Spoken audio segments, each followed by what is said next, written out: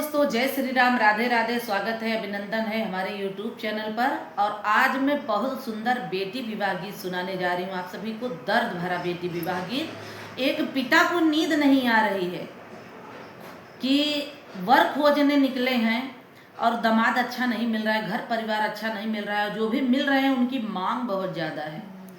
तो इसलिए काली अमावस रात की जैसी उनको जैसे घटा घेर लेता है और टेंशन होता है कि कब बारिश होगी। मतलब अजीब सा डर लगता है ना, जब खूब बादल घेरता है, अंधियारा हो जाता है। वैसे ही एक पिता को कितना टेंशन हो रहा है। आप लोग नए हैं तो सब्सक्राइब करिए, लाइक करिए और हम दोनों का सपोर्ट करिए। काली रे बदरी आया मावस की रती आया रे, पापा के सोवई न देई रे लाला नवा। अरे पापा के सोवई न देई रे लाला नवा। काली रे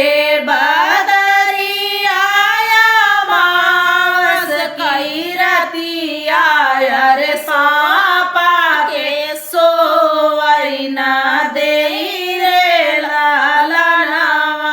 अरे पापा के सोवई न देई रे लाला नवा।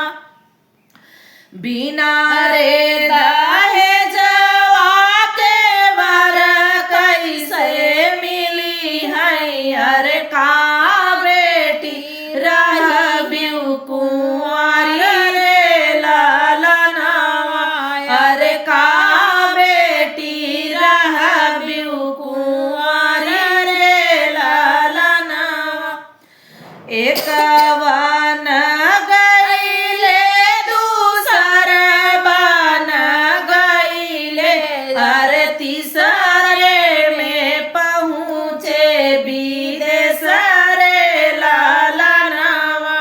अरे तीसरे में पहुँचे विदेश रे लाला नवा। बे ऊंचे ऊंचे लोगवा के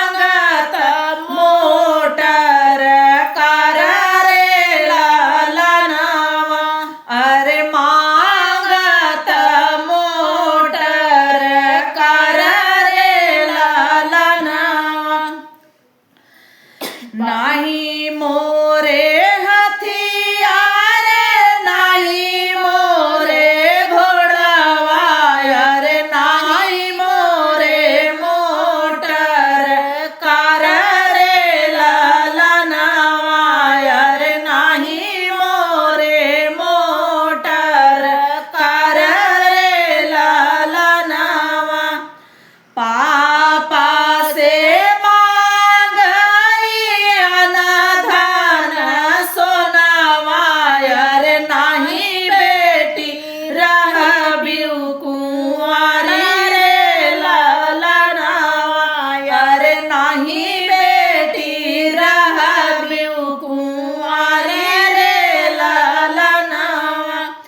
नाही मोरे हथियार नाही मोरे घोड़वा अरे नाही मोरे मोटर कार रे ललनवा अरे नाही मोरे मोटर कार रे ललनवा हमारे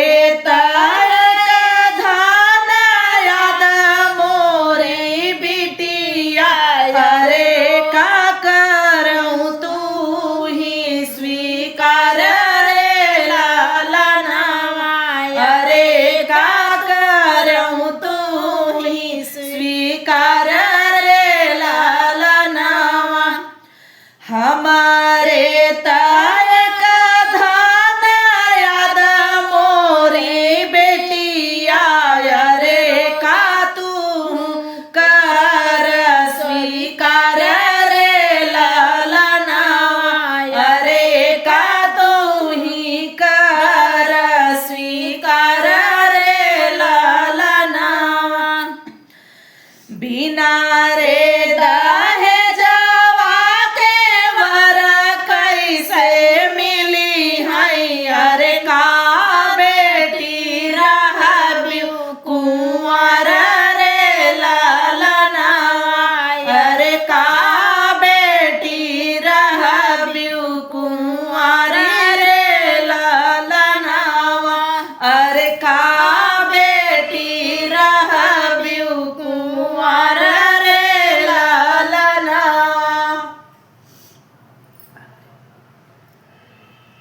बड़े बड़े लोगों की बड़ी बड़ी मांग है, जो गरीब इंसान है कहाँ से कर पाएगा। कितना दर्द भरा गीत है।